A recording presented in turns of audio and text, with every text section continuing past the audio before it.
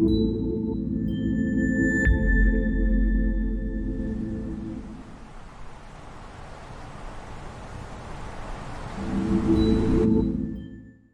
everyone, good morning. Thanks for coming. And we'd like to thank Marie and the whole Kikk team for inviting us here. We've been following Kikk for a couple of years now, so we're super excited. And this is such a nice venue, if I could see it sometimes. But anyway, I'm Ece, and this is Romy. So before we start, I want to say we're usually the ones behind the screens, doing, creating, making, emailing. So this is a bit foreign territory, being on the stage. So please bear with us while we try to explain our projects to you. So we're Hyphen Labs. We're an international studio. We come from very different backgrounds. We speak different languages. We have different skills. I'm Turkish. I was an architect in my past life. Dr. Romy here is a practicing psychiatrist in London. And she's half Egyptian and half Scottish.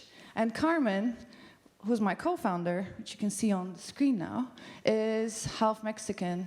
And she comes from San Francisco, and she used to be a civil engineer back in the days. And we founded Hyphen Labs in 2014, and this is the oldest picture I could find of both of us working together. Here you see the robot. We're trying to make it ready to dance. And this was in Fab Lab Barcelona in 2014.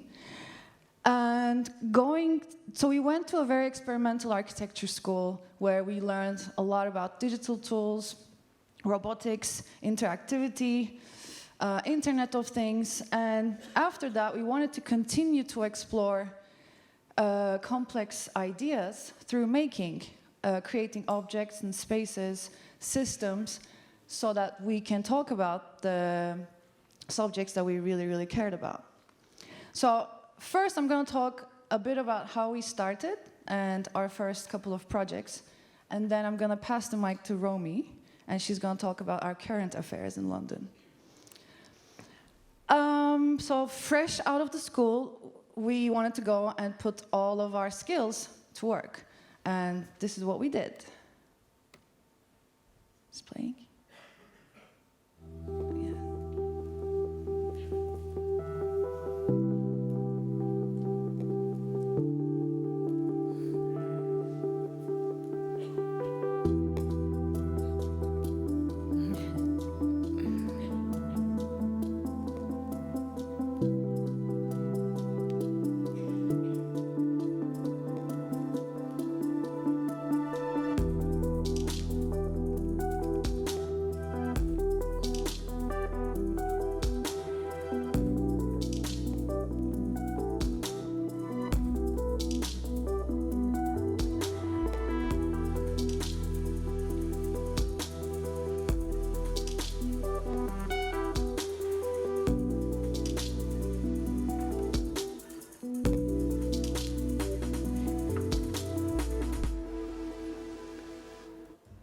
So this was a project that we did together with interior architects in their NYC office, Bill Galusha, Dan Moore, and RMI. And it was a commissioned piece to make an interactive sculpture inside this pedestrian bridge that connected two buildings in New York, above High Line, around Chelsea Market.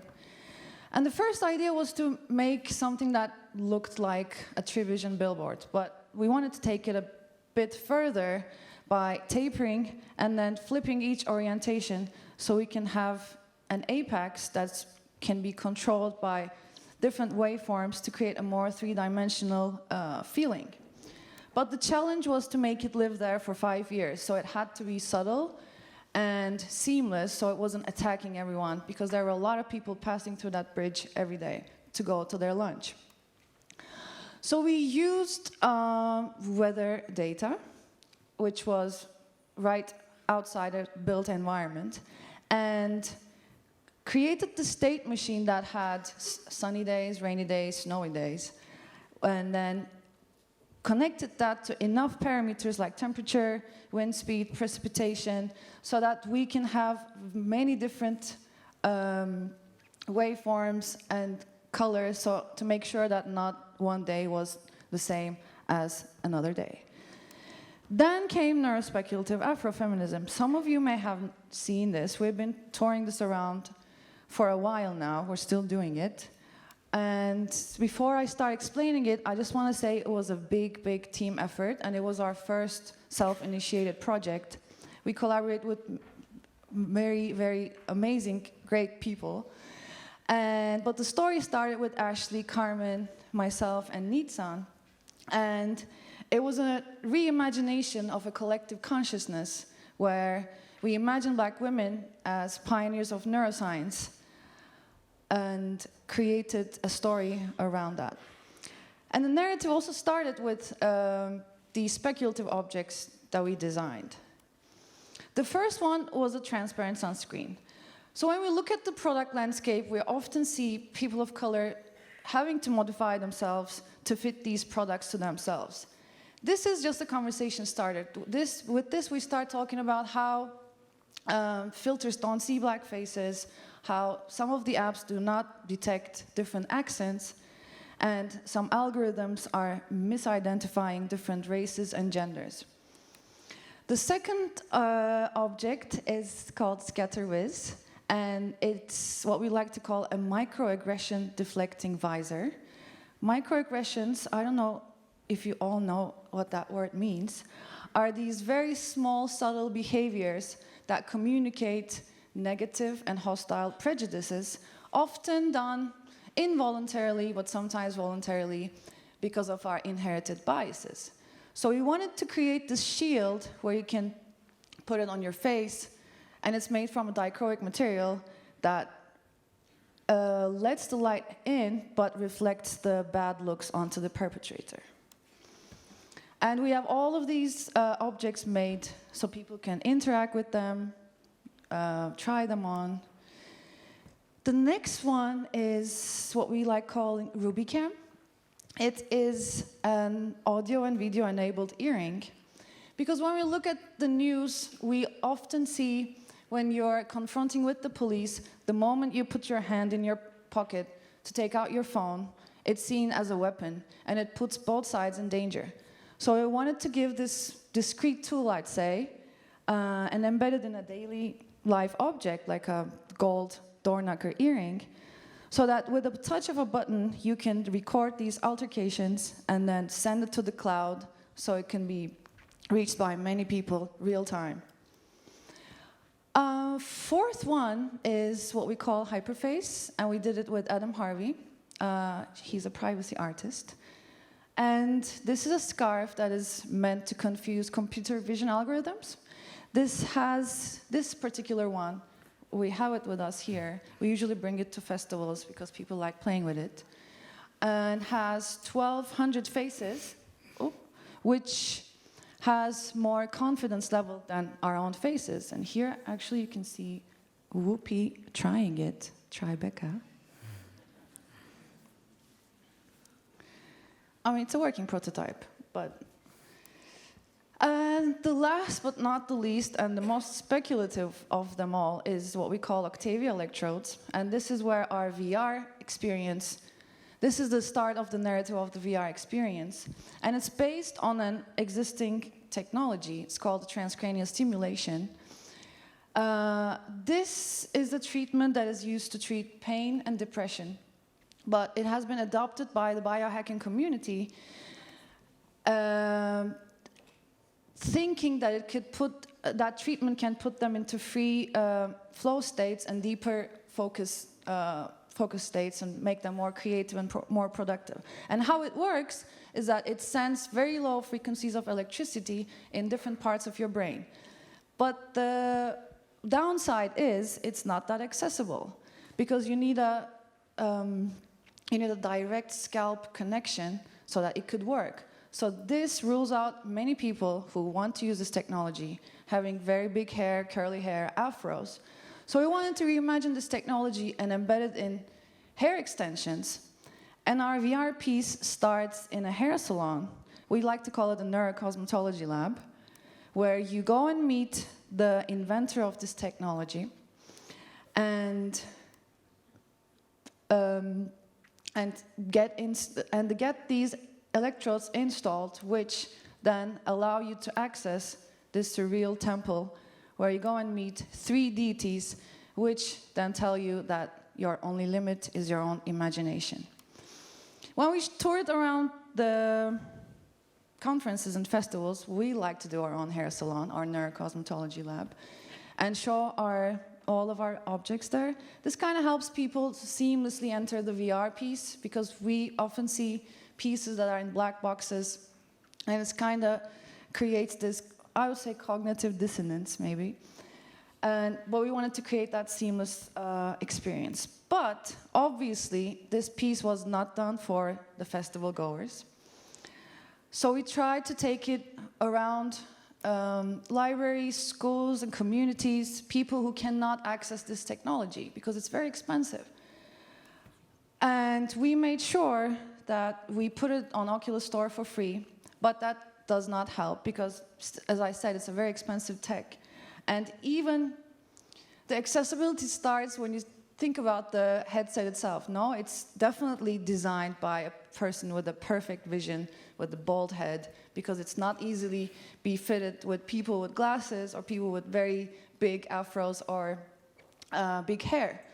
So we made sure that it's also living on YouTube as a 360 video. Tribeca helped us put it on YouTube so people anywhere with a cardboard can access it.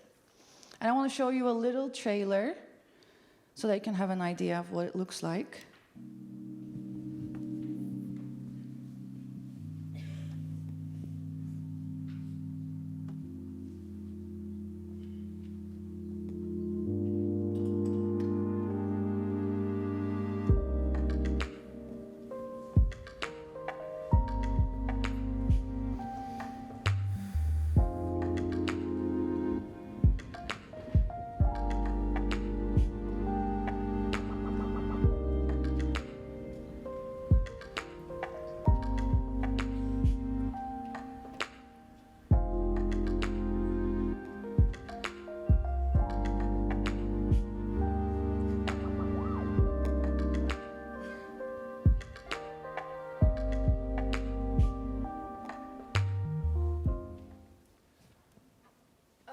While on the way, touring this, we met Missing Pieces. It's a creative production company in New York and Los Angeles. And since 2017, they've been representing us commercially. But we've been very, very lucky. They always pair us with projects that we deeply, deeply care about and people that we really, really are inspiring to work with. So this was a project we did together with Missing Pieces and BBDO Energy in Chicago. And it was commissioned by National Safety Council to address the great opioid crisis in the US. I'm going to show you a little clip before I start talking about it.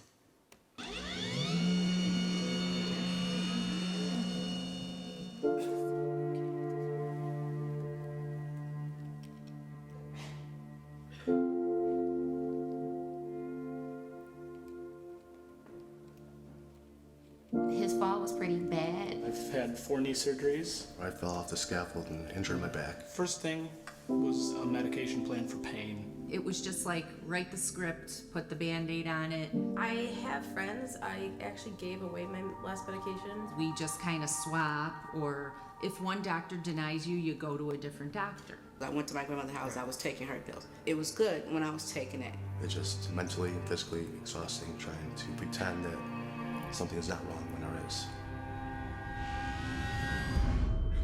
Okay, so there's something that I would like to show you.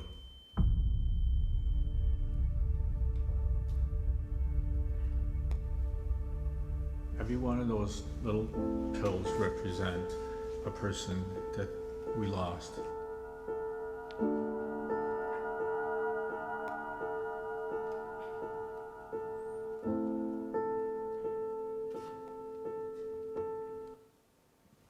It's a bit long.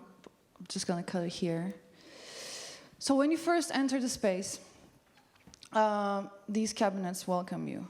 It is to invite the visitors to think that a very, very basic daily interaction, like opening your cabinet, brushing your teeth, taking a painkiller, can be the last time you're doing it. So it can happen to everyone and anyone. And the memorial room had 22,000 pills that were each carved with a face representing the death that were directly was caused by prescribed painkiller medication. But we also wanted to put this inside this infinity room to show the magnitude of this problem, because it's after that there are families that are being impacted, there are communities that are impacted, and people start using harder drugs that are being impacted. So it's not quantifiable. The 22,000 is the number that only reflects the people who have died directly from these painkillers. We also had a CNC machine on site that was carving a face every 24 minutes, because that's the frequency that in the US a person dies from a doctor-prescribed painkiller. And this was a space where people, families and friends can get together. We also had these 3 victim memorial rooms, and their families were there. So we collected a lot of stories. That's how the previous movie little clip I showed you was made with. It was made by Tucker Walsh, by the way, and represented by Missing Pieces again. And it made into this wider campaign.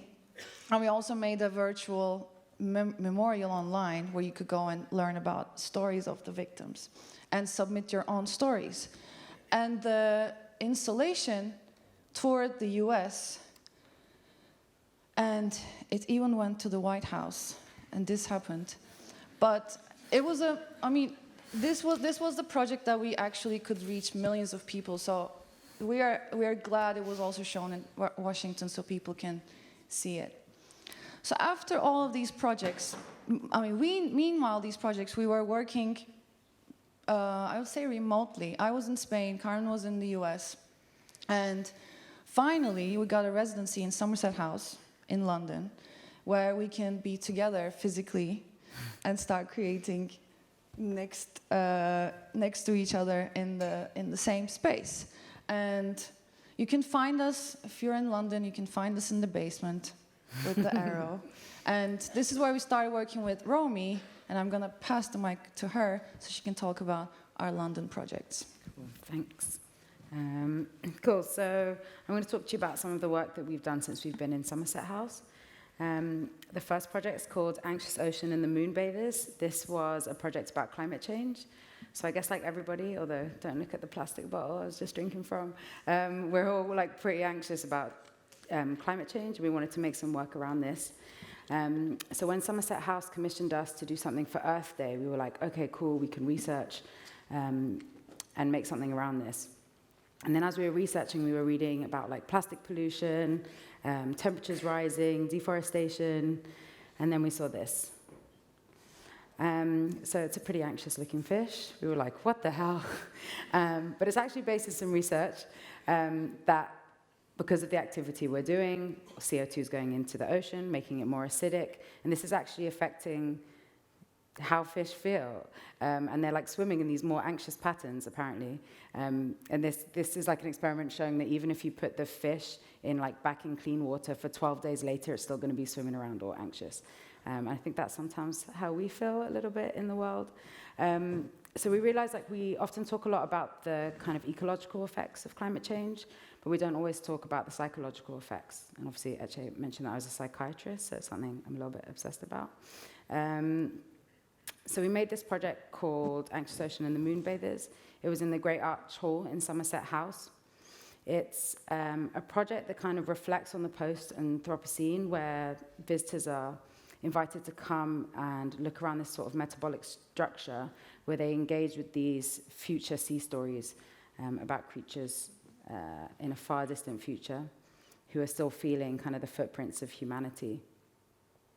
The metabolic structure, like I said, like house these different stories, and people could learn about how these creatures have evolved in the future. So the story kind of first starts with this idea that, like, as humans, we're often trying to use technology to fix problems that we've already created. So we had these, like, metabolics, who are these robots that were meant to come down, like, clear up the ocean. But of course, they couldn't do that. So all they could do was go down and, take videos, in a sense, like, capture what had evolved. So when you first enter, you might think, oh, this is quite a relaxing space. It has bean bags. It's dimly lit. You can hear, like, this ocean sound. But actually, it's quite a dark future story that you read.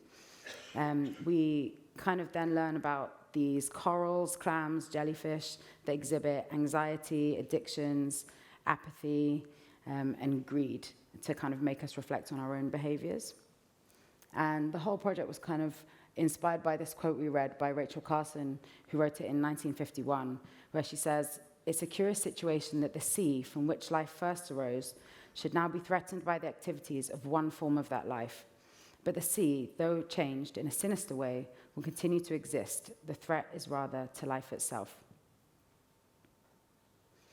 And at the end of the exhibit, the visitors were kind of asked these 4 questions about whether they could really care about something they might not experience, or if we think that we can, like, cure our plastic addictions, and then maybe think about how you're feeling right now. Like, are you anxious? Are you sad? And what are you kind of passing on as your legacy? Okay. So I'm just going to talk to you about another project that we've done quite recently. This actually just finished last month. It's called Higher Resolution. So when we've kind of been working in this, like, art tech space, which I'm sure most of you are, we have undoubtedly had lots of conversations about how artificial intelligence is affecting our lives. And we're having these conversations here at Kikk as well. And we've been kind of questioning the power of these technologies that are completely embedded in everything that we do, and who holds those powers.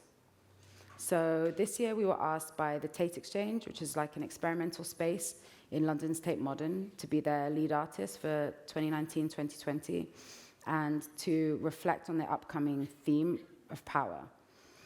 So we took this as an opportunity as a studio to create an intervention for the public in which to understand our relationships with digital platforms and who holds the power behind these technologies. Oh, yeah. Also gave us the opportunity to collaborate with lots of amazing people that I'll come on to, but particularly we worked with Caroline Sinders, who's our friend, and she's like a feminist AI design researcher, to make this happen. And it wasn't like a project where we could just treat the space as like a white cube gallery and just put something in there. It was a project where we were kind of encouraged to invite audience participation. It's also a really, really huge space. It's up on the 5th floor of the Blavatnik building, and it's also kind of an awkward shape.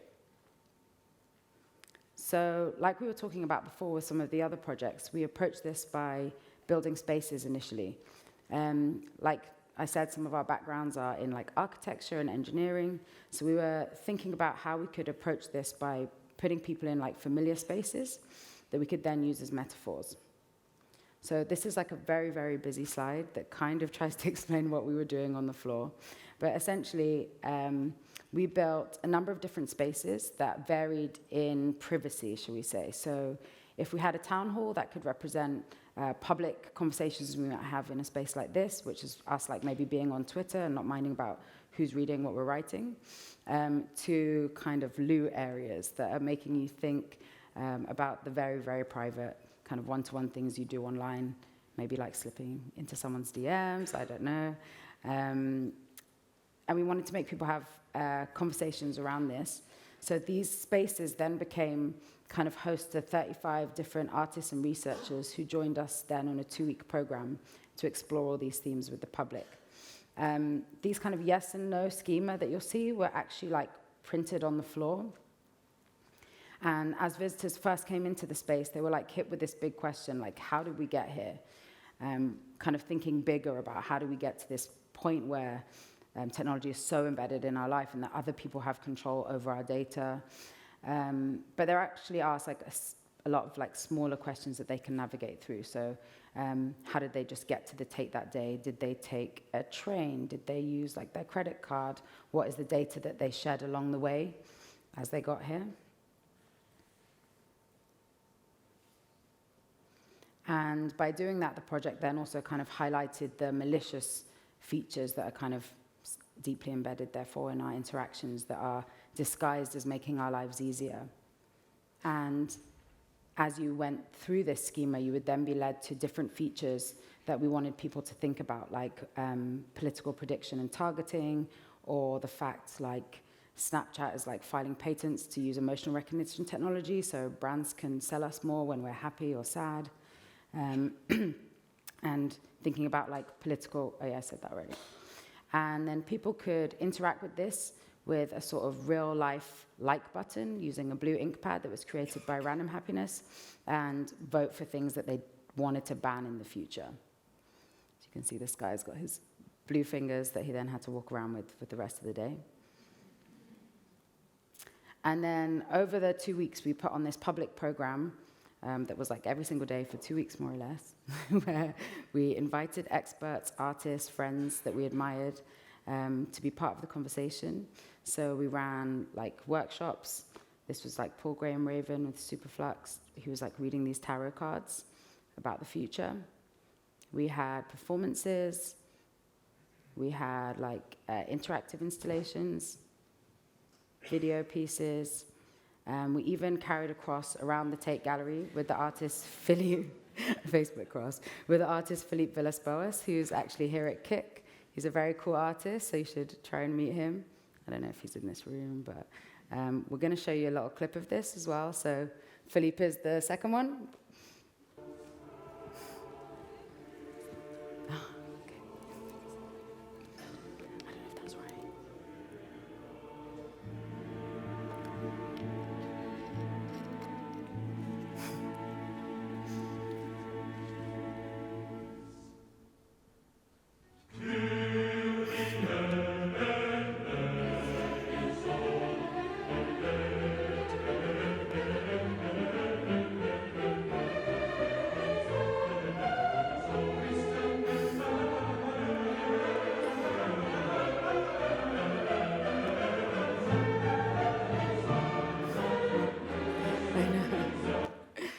It was really, really heavy, as you can see by my face.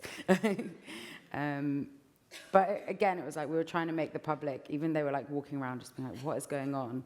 And trying to think about the weight that maybe some of these platforms have over us.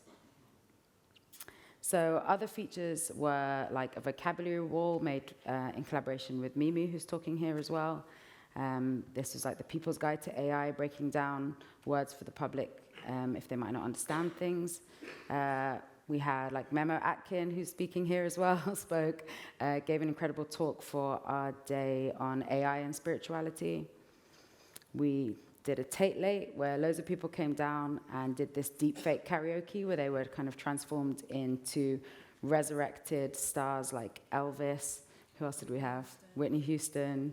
So that was fun. And Mozilla even flew over like all the cast of The Great Hack. I don't know if have many of you seen The Great Hack?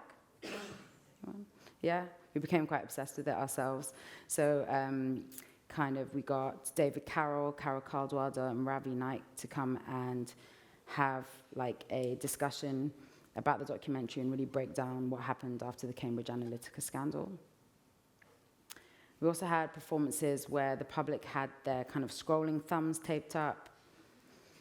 And we ended the day with this like self-optimization day where Big Brother's Big Watch came and gave a crypto party to kind of empower the public in digital privacy.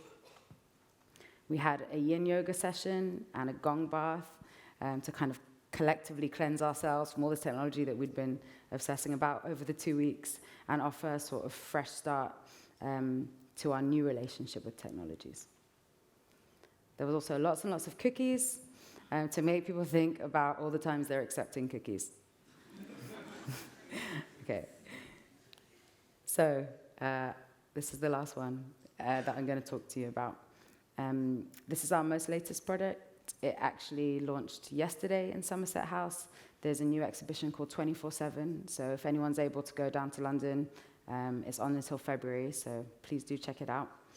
It's a project that we were commissioned by Somerset House to do in response to Jonathan Crary book called 24/7. I don't know if you've read it, but I really, really recommend it. It's a book about kind of the culture of fast communication, globalization, and how everything is essentially run by capitalism. It's not the happiest read. But as he says, there are now very few significant interludes of human existence, with the colossal exception of sleep, that have not been penetrated and taken over as work time, consumption time, or marketing time. So we've been thinking about this, about the fact that we shop 24 hours a day, about the fact, he kind of talks about like we've lost this ability to daydream at bus stops because now we just pull out the phone. There's always something more entertaining in front of us, in our pocket. And we're particularly worried that companies such as Netflix are listing sleep as their main competitor and not HBO. Yeah, it's true. So we've made this photo booth called The Gospel According to Yawn. It's playing on the phenomenon of contagious yawning, and we're generating our own database of yawns so that we can signal a tool to trigger sleeping states in people where they're not consuming, like encouraging us all to actually sleep. When you get in the booth, you're confronted with many pictures of people yawning, and if people can't resist yawning, they're captured mid-yawn. Your yawn is detected, and as you then go around the rest of the exhibition, you might have forgotten about the fact you did that, and you're then confronted with pictures of your yawn at the end. And like I said, this opened the day before yesterday, so some better pictures are going to come, but you can kind of get an idea, and it's not particularly flattering. And Somerset House actually chose our yawn to be the winter flag that's put on the top of Somerset House as a signal to the whole of London to slow down, take a deep yawn, and make sure they're getting enough rest. So we're just going to share with you the trigger video that you see when you're in the booth.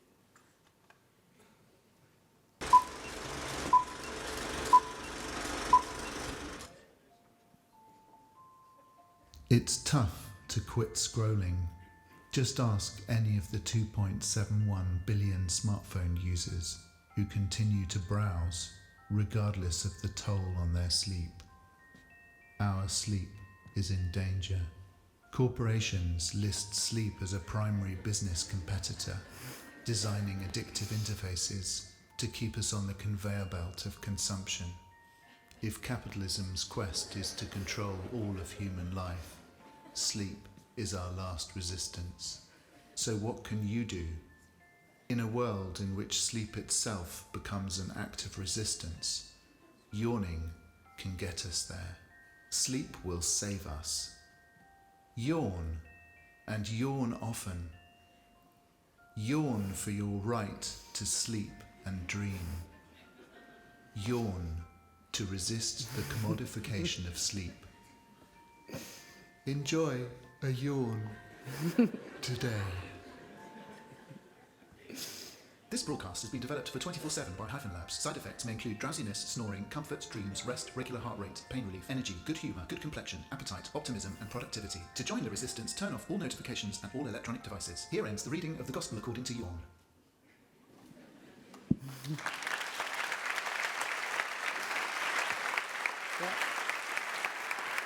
Thank you. So thank you very much. Now we can all have a big stretch and yawn. And really, thanks for coming. And we'll be around. We hope to catch up soon. And make sure you're getting enough sleep. Yes. Thank you.